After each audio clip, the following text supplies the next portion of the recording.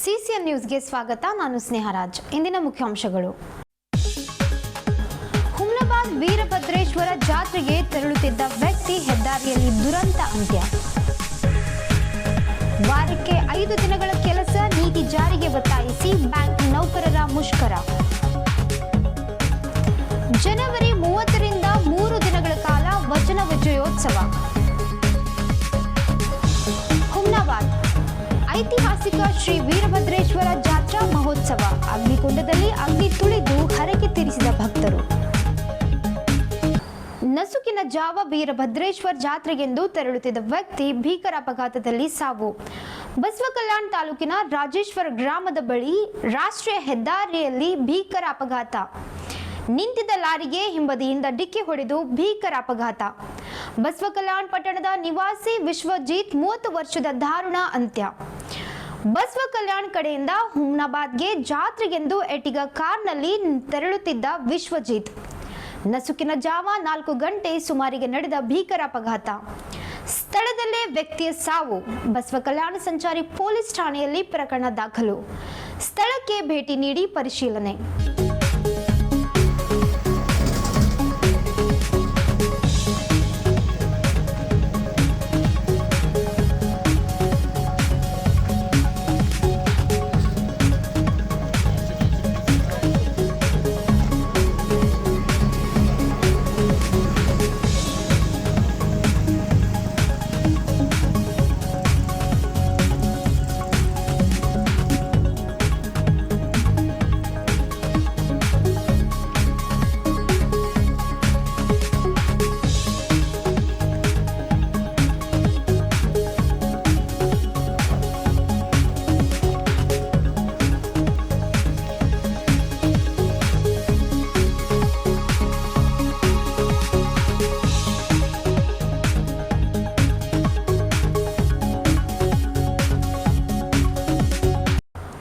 ವಾರಕ್ಕೆ 5 ದಿನಗಳ ಕೆಲಸದ ನೀತಿಯನ್ನು ತಕ್ಷಣ ಜಾರಿಗೆ ತರುವಂತೆ ಒತ್ತಾಯಿಸಿ United Forum of Bank Unions ಮಂಗಳವಾರ ರಾಷ್ಟ್ರವ್ಯಾಪಿ ಮುಷ್ಕರಕ್ಕೆ ನೀಡಿದ ಕರೆಗೆ ಬೆಂಬಲಿಸಿ ಬೀದರ್ ಜಿಲ್ಲಾ ಬ್ಯಾಂಕುಗಳ ಒಕ್ಕೂಟದಿಂದ ಪ್ರತಿಭಟನೆ ಮೂಲಕ ಒಂದು ದಿನದ ಮುಷ್ಕರ ನಡೆಸಿದರು.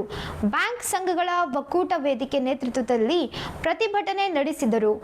ಬೀದರ್ ನಗರದ ಎಸ್ಬಿಐ ಬ್ಯಾಂಕ್ ಬಳಿ ಬ್ಯಾಂಕ್ ನೌಕರರ ಪ್ರತಿಭಟನೆ ನಡೆಸಿದರು. ಪ್ರತಿಭಟನೆಯಲ್ಲಿ ಭಾಗವಹಿಸಿದ ಬ್ಯಾಂಕುಗಳು ಸಾವಿರಾರು ನೌಕರರು ಸರ್ಕಾರದ ವಿರುದ್ಧ ಧಿಕ್ಕಾರಕ್ಕೆ ಘೋಷಣೆಗಳು ಕೂಗುವ ಮುಖಾಂತರ ತಮ್ಮ ಆಕ್ರೋಶ ಹೊರಹಾಕಿದರು.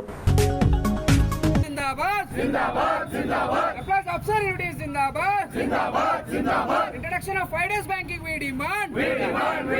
Introduction of 5 days banking we demand. Government clearance we demand. Government clearance we demand. UAPU ಜಿಂದಾಬಾದ್. ಎಲ್ಲಿವರೆಗೆ ಹೋರಾಟ? ಏತಕ್ಕಾಗಿ ಹೋರಾಟ? ಎಲ್ಲಿವರೆಗೆ ಹೋರಾಟ? ಏತಕ್ಕಾಗಿ ಹೋರಾಟ?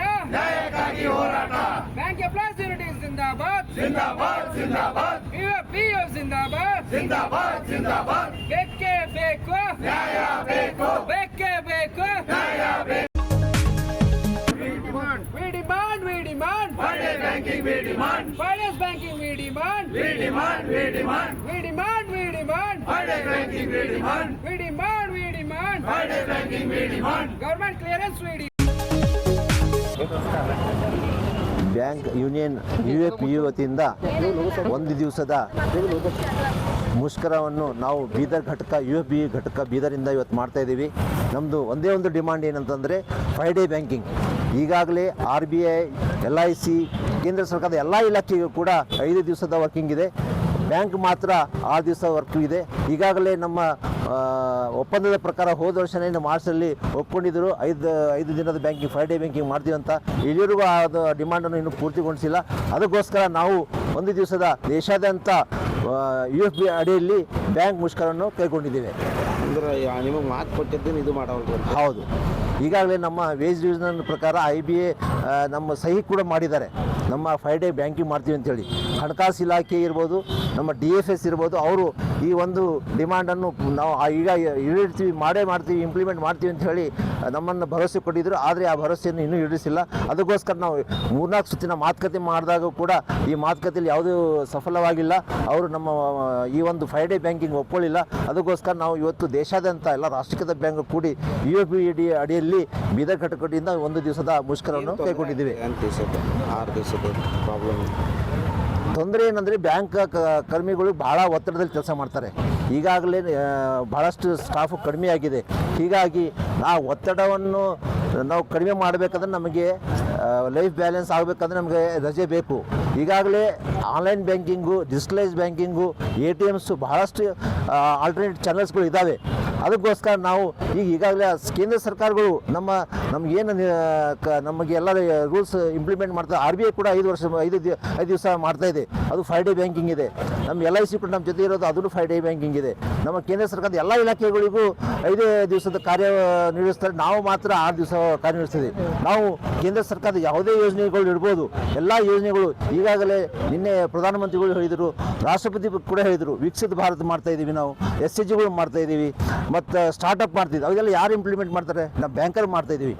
ನಾವೆಲ್ಲ ನಿಮ್ಮ ಯಾವುದೇ ಒಂದು ಸರ್ಕಾರದ ಸ್ಕೀಮ್ ಇದ್ದಾಗ ನಾವು ಇಮಿಡಿಯೇಟ್ಲಿ ಇಂಪ್ಲಿಮೆಂಟ್ ಮಾಡ್ತೀವಿ. ನೀವು ಹೇಳಿದ ಪ್ರಕಾರ ನಾವು ಟೈಮ್ ಬೌಂಡಲ್ಲಿ ಕೆಲಸ ಮಾಡ್ತಾ ಇದ್ದೀವಿ. ಆದರೆ ನಾವು ಒಂದೇ ಡಿಮಾಂಡ್ ಕೇಳಿದ್ದೀವಿ, 5 ಡೇ ಬ್ಯಾಂಕಿಂಗ್ ಮಾಡಂತ. ಇಲ್ಲಿವರೆಗೂ ಆ ಡಿಮಾಂಡ್ ನೀವು ಪೂರ್ತಿವಹಿಸಿಲ್ಲ. 2012ರಿಂದ ಈ ಡಿಮಾಂಡ್ ಇದೆ. ಈಗ 14 ವರ್ಷ ಆಯಿತು. ಇಲ್ಲಿವರೆಗೂ ನೀವು ಆ 5 ಡೇ ಬ್ಯಾಂಕಿಂಗ್ ನಮ್ಮನ್ನು ಇನ್ನೂ ಇಂಪ್ಲಿಮೆಂಟ್ ಮಾಡಿಲ್ಲ. ಹಾಗಾಗಿ ನಮ್ಮ 8 ಲಕ್ಷ ಉದ್ಯೋಗಿಗಳು, ಬ್ಯಾಂಕ್ ಉದ್ಯೋಗಿಗಳು ರಾಷ್ಟ್ರಾದ್ಯಂತ ಇವತ್ತು 1 ದಿವಸದ ಈ ಮುಷ್ಕರನ್ನು ಮಾಡ್ತಾ ಇದ್ದಾರೆ. ನಮ್ದು ಯಾವುದೇ ಒಂದು ಡಿಮಾಂಡ್ ಇಲ್ಲ, ಬರೀ 5 ಡೇ ಬ್ಯಾಂಕಿಂಗ್ ಮಾಡಿ ಅಂತೇಳಿ ಡಿಮಾಂಡ್ ಮಾಡಿದ್ದೀವಿ. Ramesh Shinde, UAB Bidar convener. ಕತ್ತಲೆಯಲ್ಲಿದ್ದ ಸಮಾಜಕ್ಕೆ ವಚನ ಸಾಹಿತ್ಯವೆಂಬ ಬೆಳಕಿನ ದೀವಿಗೆಯನ್ನು ಕೊಟ್ಟಂತಹ ಕೀರ್ತಿ 12ನೇ ಶತಮಾನದ ಬಸವಾದಿ ಶರಣರಿಗೆ ಸಲ್ಲುತ್ತದೆ. ಅಂತಹ ಶ್ರೇಷ್ಠ ಸಾಹಿತ್ಯ ಶತಮಾನಗಳಿಂದ ನಮ್ಮನ್ನು ಸನ್ಮಾರ್ಗಕ್ಕೆ ನಡೆಸುತ್ತಾ ಬರುತ್ತಿದೆ. ಆದರೆ ಈ ಸಾಹಿತ್ಯ ನಮ್ಮ ಕೈಗೆ ನೇರವಾಗಿ ಬಂದಿಲ್ಲ, ಸಾಕಷ್ಟು ಶರಣರ ಬಲಿದಾನದೊಂದಿಗೆ ಬಂದಿದೆ. ಆ ಶರಣರ ಹೋರಾಟ ಹಾಗೂ ತ್ಯಾಗವನ್ನು ಸ್ಮರಿಸುವ ಉದ್ದೇಶದಿಂದ ಬೀದರ್ ನಗರದಲ್ಲಿ 3 ದಿನಗಳ ಕಾಲ 24ನೇ ವಚನ ವಿಜಯೋತ್ಸವವನ್ನು ಹಮ್ಮಿಕೊಳ್ಳಲಾಗಿದೆ ಎಂದು ಪೂಜ್ಯ ಗಂಗಾಂಬಿಕಾ ಅಕ್ಕನವರು ತಿಳಿಸಿದರು. ಜನವರಿ 30, 31 ಹಾಗೂ ಫೆಬ್ರವರಿ 1ರಂದು 3 ದಿನಗಳ ಕಾಲ ಬಸವಗಿರಿಯ ಆವರಣದಲ್ಲಿ ವಚನ ವಿಜಯೋತ್ಸವವನ್ನು ಹಮ್ಮಿಕೊಳ್ಳಲಾಗಿದೆ.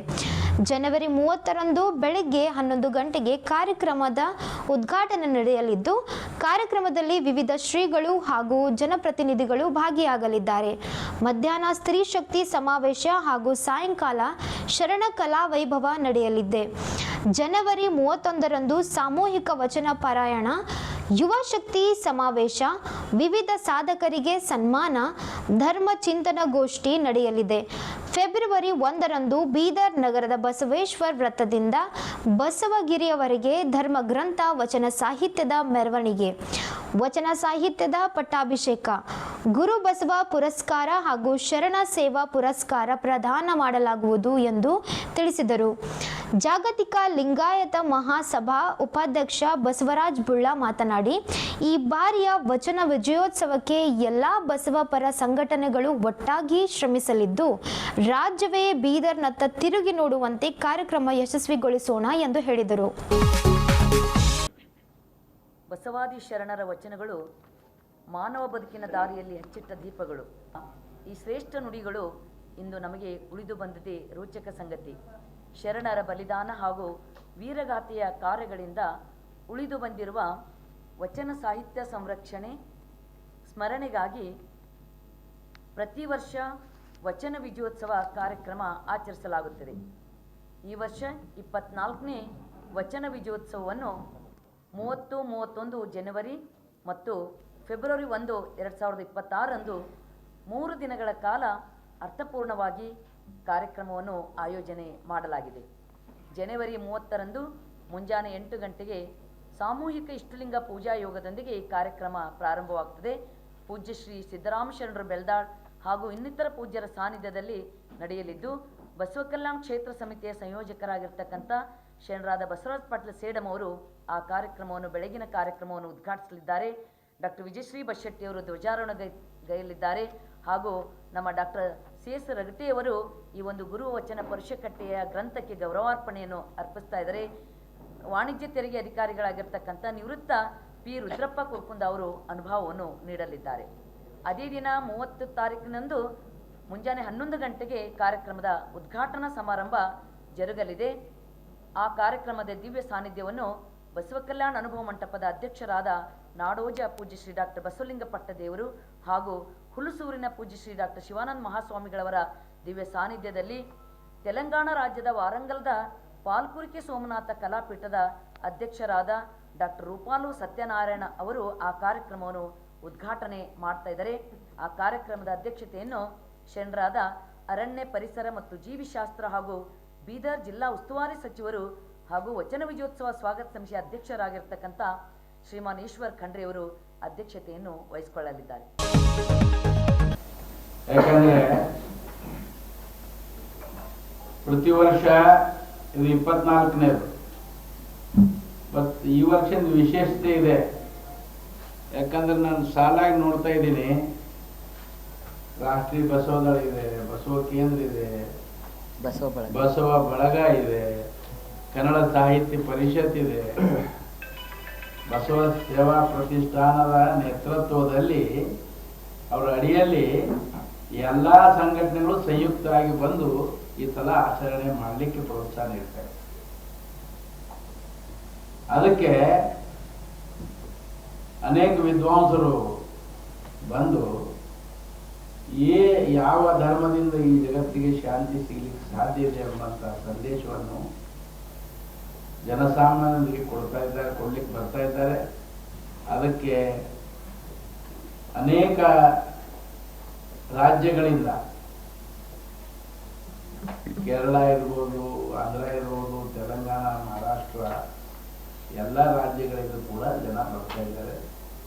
ಅದಕ್ಕೆ ವಿಶೇಷವಾಗಿ ನಾನು ಬೀದರ್ ಜಿಲ್ಲೆಯ ಸಮಸ್ತ ಜನತೆಗೆ ಈ ಒಂದು ಎಲ್ಲ ಸಂಘಟನೆ ಪರವಾಗಿ ಬಂದು ಲಕ್ಷೋಪಲಕ್ಷ ಜನ ಬಂದು ಈ ಒಂದು ಸುಸಂದರ್ಭವನ್ನು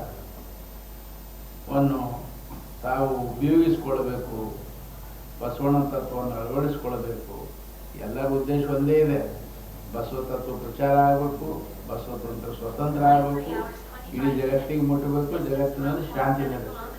ಇಷ್ಟು ಹೇಳಿ ಅದು ಮಾತನಾಡೋದು. ಬೀದರ್ ಜಿಲ್ಲೆಯ ಹುಮ್ನಾಬಾದ್ ಪಟ್ಟಣದಲ್ಲಿಯ ಶ್ರೀ ವೀರಭದ್ರೇಶ್ವರ ಜಾತ್ರಾ ಮಹೋತ್ಸವ ಸೋಮವಾರ ಅದ್ದೂರಿಯಾಗಿ ನಡೆಯಿತು. ಜಾತ್ರೆ ನಿಮಿತ್ತ ತೇರ್ ಮೈದಾನ ಅಗ್ನಿಕುಂಡದಲ್ಲಿ ಲಕ್ಷಾಂತರ ಭಕ್ತರು ಅಗ್ಗಿ ತುಳಿದು ತಮ್ಮ ಹರಕೆ ತೀರಿಸಿದರು.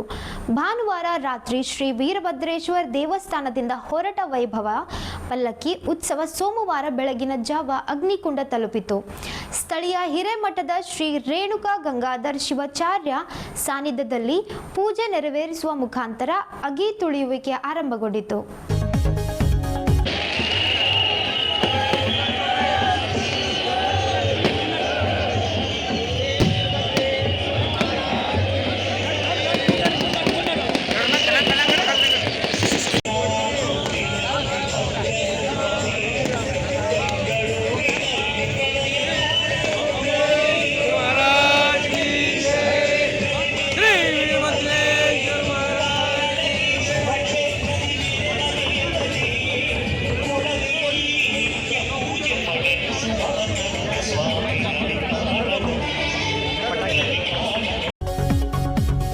ಇಂದಿನ ವಾರ್ತಾ ಪ್ರಸಾರ ಮುಕ್ತಾಯವಾಯಿತು. ಮುಂದಿನ ವಾರ್ತೆಗಳೊಂದಿಗೆ ಮತ್ತೆ ಭೇಟಿಯಾಗೋಣ. ಧನ್ಯವಾದಗಳು.